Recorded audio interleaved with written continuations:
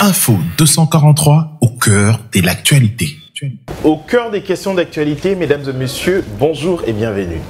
Vous servir, c'est notre devoir. Chaque jour, nous cherchons des invités, questions pour nous, détailler, décrypter des questions d'actualité.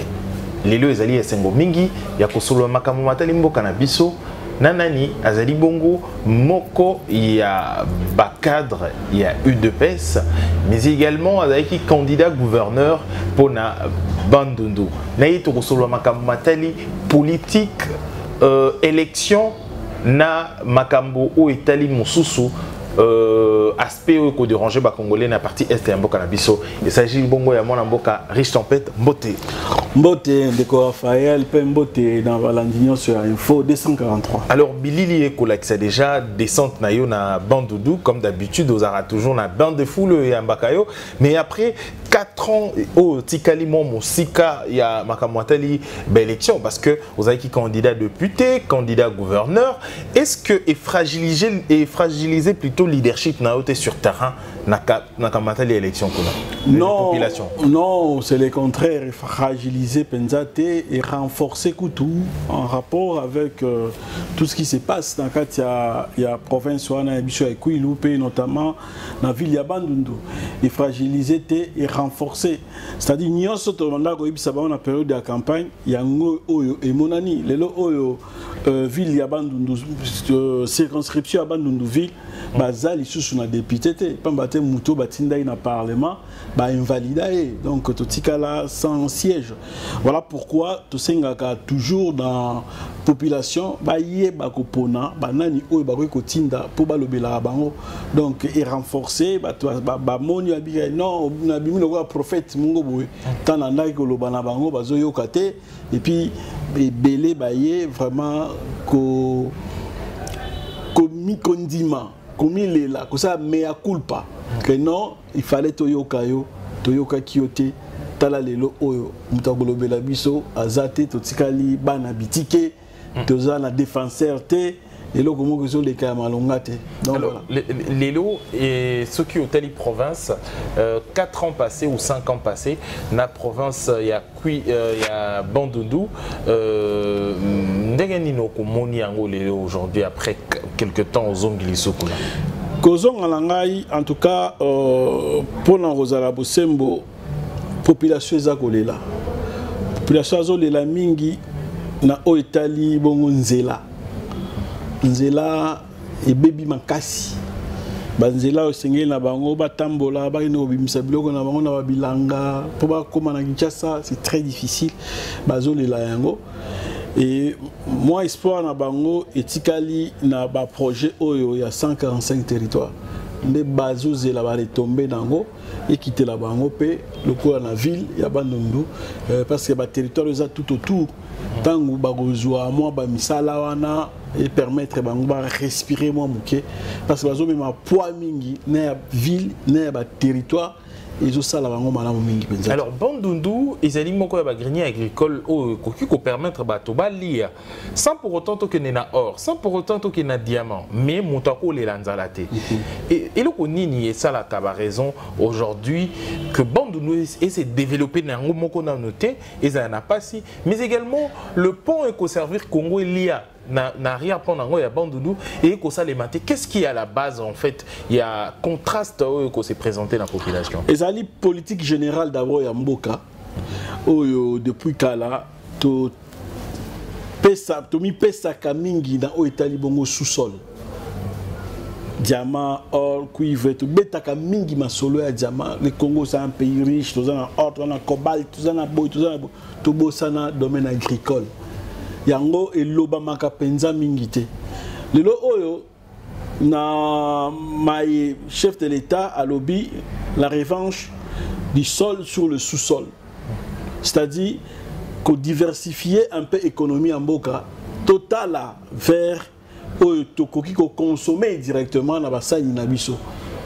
Mingi to beta masolo ya autoconsommaka directement te muta kolia diamant te akolia or te akolia cuivre te mais to kolia masangu ndunda bilolo pondu mbisi ngai surtout c'est tourner vers eloko wana nakanti yango nde mutu ko sunga ke biso to mekakolia tous na équilibre tous na to long to boma insuffisance alimentaire pour ils régner na kati ya mboka na biso. Voilà pourquoi ngai to tient en place dynamique moko oyo ezotala makambo etali bongo bilanga.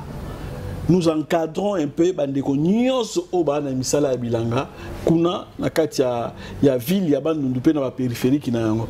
On les encadre. Tozo yebisa bango ke mabele des bases de développement. Province na biso balobi eza province à vocation agricole. Eza sous slogan te. To luka lolenge nini tokoki ko salela ma kanisie wana espace wana pour ebota quelque chose. Yango moni avant na ke na meka ko tsala mo ba tourner dans le ministère oyo et que kozana apport moko quelconque par rapport ya ba biloko wana.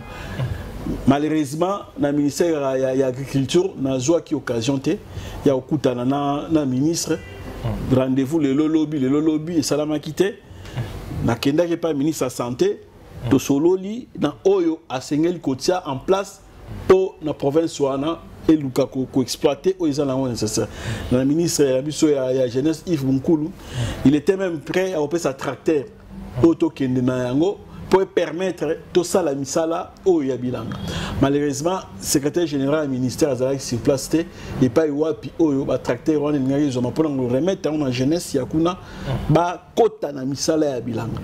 Te tracteur wana ngaki ko servir bango ba zwa ba espace ba sala bilanga ba bilenge bongo ba kolesa population. Est-ce que problème il y a évacuation, il y a denrées également. Est-ce que et c'est posé à pas population azali kuna abimisi abimisi déjà kona na e abimisi yango déjà na mabele pona ko bimisa yango sikona. Est-ce que c'est posé également problème il y a évacuation? Oui, problème évacuation ça que c'est posé. Pourquoi ba route à dessert agricole ils a bien été. Bandundu déjà centre, c'est une ville. Ballon na kanaba pembeni tamso lon kokena nzelandi ya Dima qui est justement à 12 km seulement de la grande ville. Okena Bonkulu qui est à 23 km seulement. C'est des zones purement agricoles. Là où il y a des hectares et des hectares, il y a Batubazolon. Na ba ito ba iwa bilanga minene zali. Mais pour na comme dans centre-ville, c'est tout un problème. Biloko kutozo uta Kinshasa et zo Nicolas sa ville là-bas. Ce qui est grave. Biloko loko a Maki o bazolia na ville là-bas nous uta Kinshasa. Est-ce que vous pouvez imaginer ça? Kuna poulailler zaite. Kuna na ebite bolembu yango eutiwa pi yango to uti ko te ya bandeko. Ba longwa na goigoi wana. Balongwa na goigoi wana Maki Kinshasa a coûté quand moins cher par rapport à Barou. Oui, la Kinshasa olia Maki moins cher na Bandundu ville pour olia Maki comme luxe. L'intérieur Maki gros à luxe. Ce qui est concevable. C'est le contraire aujourd'hui. Et ça n'a pas comme sous ba mai eau potable et tout. Non. Et ça la passe. Heureusement, na salué de comment quand tout ça la usine ya maïkuna et ça maïmoko malamu pe c'est bien traité, ça passe bien sans problème. Mais likambo oyo maki et utaka na Kinshasa, c'est grave. C'est grave. Je me pose la question, à quoi servent les autorités provinciales? Mais est-ce que il est grand temps que politique est à la définie dans l'agriculture également comme mon secteur de tout à mine de tout à secteur il y a misous il y a clé parce que tout le monde a des pays a miné les misous et s'est développé aujourd'hui la Chine se barre la Chine n'a développé ils a eu qu'à prendre l'osso mais biso tout il a biloko et belé na bambo cannabis autour que ça développement. Est-ce qu'il est grand temps que tu revoir d'abord un système agricole? Mais c'est ça que Zosala Masiko, président de la République, à Outina Dakar, Awa, lui-même a déclaré ça. Que à Lingina, nous d'abord, Kocha Pembeni, Babiloko, Yozo Pesabiso, Mubulu Namboka. Ce qui nous ramène la guerre. C'est-à-dire que nous avons convoité un mabe total dans makambo et talibilan. Yende mutabimisa qui fasse la revanche du sol sur le sous-sol. Et Kolongwate, non. Et Kolongwate, quand on diminue nos exploitations na yango. Total nan oyo ekweya kana sani ya ba congolais. C'est-à-dire biloko oyo tokoki kolia directement sans koleka na banzela mususu surtout on a posé kolia pondu na biso et ko kende Chine te pour pas que nous traiter en bon ezongela biso contrairement à diamant il y a cuivre il y a or il y a cobalt pondu to kobuka ngo awa to kolia ngo awa to kolona ngo awa hein bite kute kuba sangu fufu même café nyoso tout ozomona or to za capable il y a que produire babiloko wana twana mabele oyo sengeli to produire babiloko wana et économie na biso est tournée un peu vers les sols et non les sous-sols. Le président a compris cela, a lancé un message à Dakar, a envoyé mon groupe social on a ici second mandat naie et vous a caractérisé na o etali bon ma solo ya bilanga.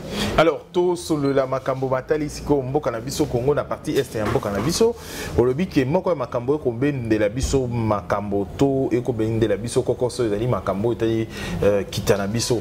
Les parties est na biso pendant beaucoup de temps escali toujours na insécurité pendant que Congo a na Kinshasa bato ba ko sala fête mais na partie est bato ba ko kufa. Comment d'abord au concevoir yango que Kinshasa fait la fête que à l'intérieur bato ba ko continue ko kufa? Non, ngai na sepela raté surtout c'est la différence entre que Kinshasa bazo fêter kuna bato bazo kufa. Non, na Kinshasa ba bivette eza ba restaurant ezali kuna pe na Goma na Beni bivette ezali restaurant ezali. Il y a des gens oyo bazo sala ba makambo wana bazo vivre na bango mais batu na ezali et sika ba melara et sika ba melara moi kopo na bamboka nyo sezanga te ezalaka mais cela ne veut pas dire que non botomi pesa na kopo non c'est pour dire que to lukaka ko Kouchaba Kinshasa problème c'est que nous nous besoin fêter non c'est vrai il y a l'insécurité il y a l'insécurité na katsa mboka yango na yo pe to sala ba Michel Belé na boyaka likambo oyo guerre ya est et pas nanga existaka te guerre est c'est la guerre au Congo là tout se mettre d'accord ta baloba guerre à est zo kabola est na ouest c'est comme si la guerre est là-bas. De l'autre côté, on s'en fout. Non, c'est le Congo qui a la guerre. Et ça, c'est que aux maladies, tous nos années, nous avons bien kakaloboko et zobela. Non, c'est ton corps qui est malade. Parce que les bras font partie du corps. C'est ça. Le problème est ça qu'il y a un problème et ça très très très très sérieux. Mais les lots oyo connotation oyo zui toujours que on en voit il y a qu'aussi ça. Problème. C'est-à-dire, l'ennemi aujourd'hui est identifié et identifiable. Nani oazana cause de l'insécurité. Et ça, c'est Paul Kagame. Moutou, Azako alimenter désordre, la guerre qui sème la mort dans Katambo Kanabison. Assis à Yébani. Mais maintenant, il ne nous reste plus que à mettre en place des méthodologies. Il y a solo qui permettre que to anéantir Paul Kagame. Na ba terroriste na ye oya tindi na katambo kanabison. C'est tout ce qui reste à faire. Quand bientôt comment qui ba ville ko continue ko koya ba ville ko continue. Il y a on a émission liboso pas ces années jusqu'à présent et force il y a EAC. Non, wana bandeko wana baya kapona intérêt na bango. Aujourd'hui, moi je suis contre cette force-là. Moi, je suis beaucoup plus tourné vers nos forces armées.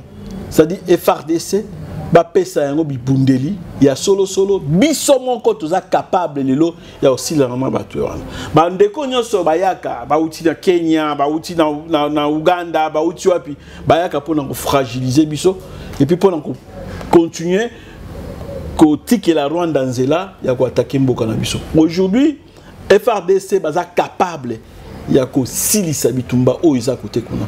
Il suffit mando qui a solo les pesa mela bango, commandement ya solo les pesa mela bango, chef de l'état l'axe déjà ba volonté wana, nyonso ekoleka nango na ndenge moko ya malamu.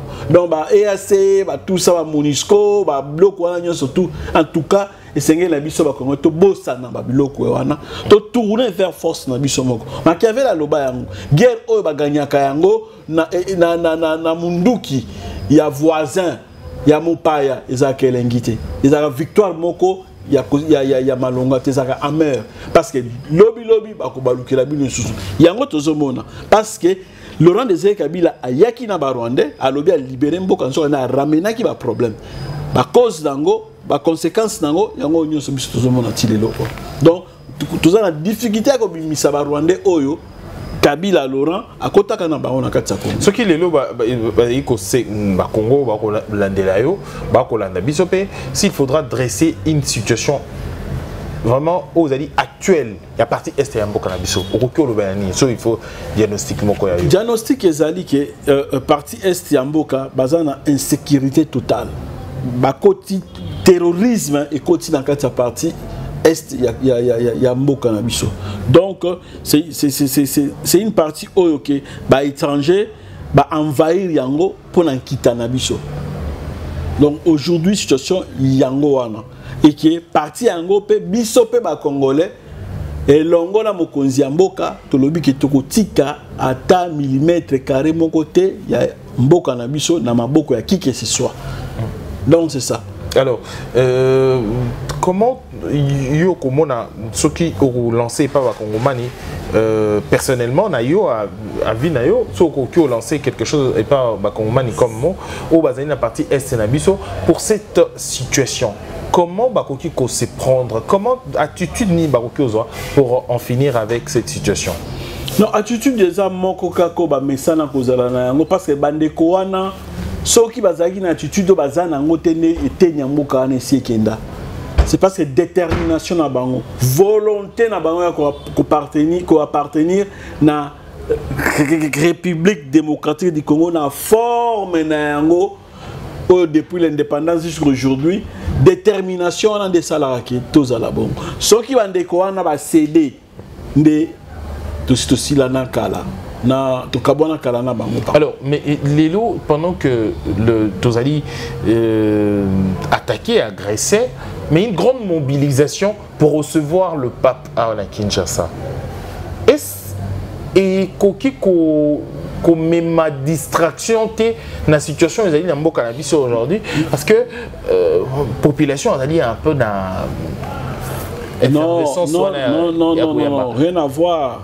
Nandaku attaque au matanga izali makusa itokaka po ba o ba kufisi ndeko ba meka kozala na moi énergie pour permettre ba tika na bo moi ba o musu bazobela ba o bango pe na hôpital po bango pe ba kufate ba o ba na nzala ba pesa bango tabile ya kolia même maman o kufisi mobali na ye ba koluka ba pesa ta mai amela et le biboni et linkolo bake mboka et c'est un tout. C'est un tout. Le pays doit continuer à fonctionner malgré les ennemis qui ont attaqué Bisso. Diplomatie, il faut continuer à fonctionner. Économie, il faut continuer à fonctionner. Parce qu'ensemble, les biloko ne permettre que tu combattre mon gouna dans le pays. Ce qui est le cas, non, Moutaouya sous un boka na bisote, qui notre libéré mboka. Tu as sous le côté, qui notre libéré mboka. Tu as soigné sous batute, qui notre libéré mboka. Voilà, tu as bomi mboka. Tu as pessi mon gouna raison. Mais une mobilisation énorme alors pour Naoyama. Parce que c'est un chef de l'État. Pourquoi? C'est un chef de l'État. C'est un centre-ville paralysé. C'est un chef de l'État. C'est un chef de l'État, pas comme les autres. Et à 70%, le Congo est catholique. Moi, j'étais à Bruxelles. Quand Obama était venu à Bruxelles, tout était paralysé. Centre-ville à Bruxelles et Kangama Kaba, hôtel Nyos à Bruxelles va vider en haut.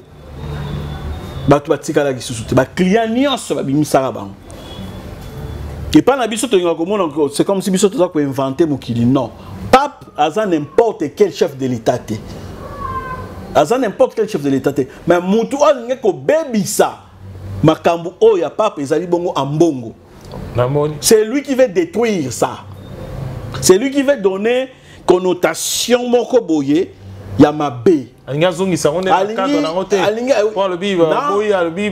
Arrivé à papa comme ça objet à papa nanga kasi ye azwa ba militaire catholique ba kinokenge la pape. Catholique ezana ba militaire.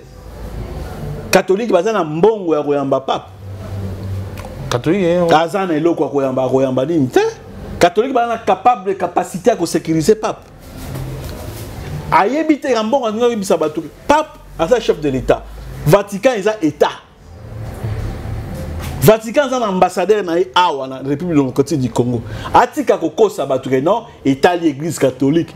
L'église catholique siko pona nini bazui armée mobimba et kengela pape. Armée on est à l'église catholique. Tu es à la République démocratique du Congo.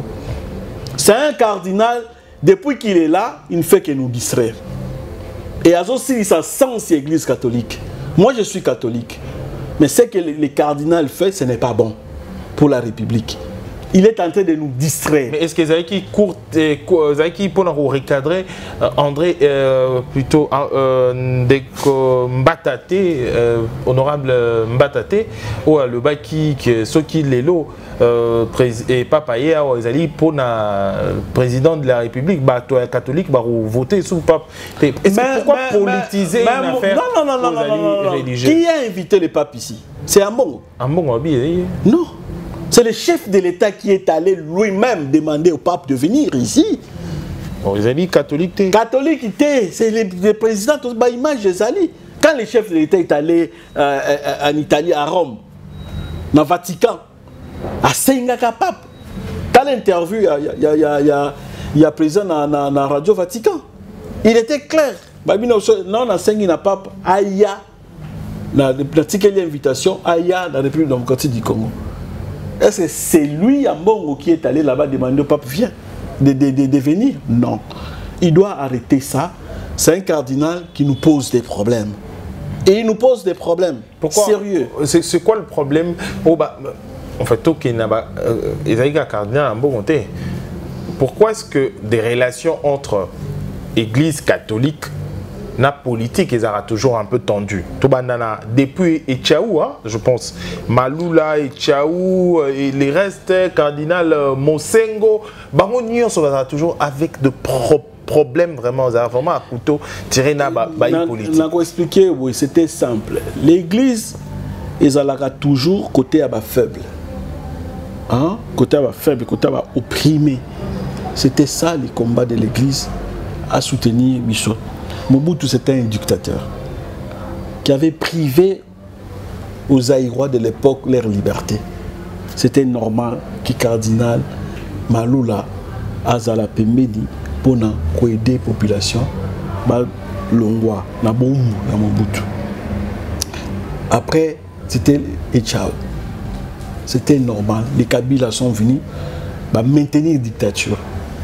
Donc Félix également dictature.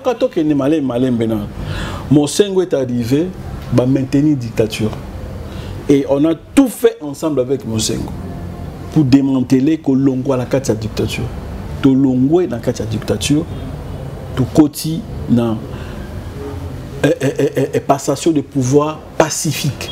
Alors l'église allait accompagner ces pouvoirs populaires là.